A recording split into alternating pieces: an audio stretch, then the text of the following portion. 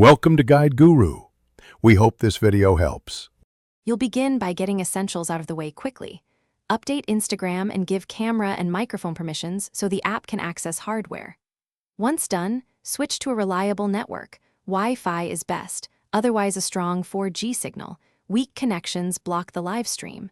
Make sure you close background apps and free about 100 megabytes of RAM to prevent crashes. Now open the camera, choose Live, and tap the Start button.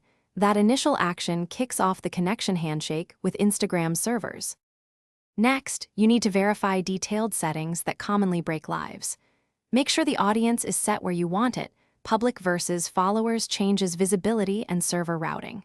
Disable data saver or low bandwidth mode in Instagram and your phone settings because those throttle upload speeds.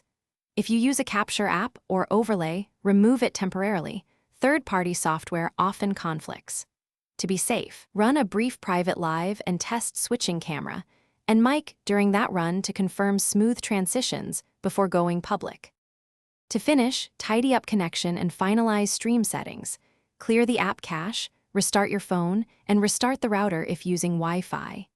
If the live still won't start, try switching to a mobile hotspot to isolate network problems. Reinstall Instagram as a last step to repair corrupted files. If none of this works, submit a bug report inside the app including your device model, OS, and app version, and describe the issue.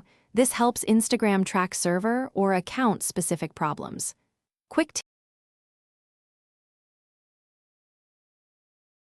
Thanks for watching. Consider subscribing if we helped you today.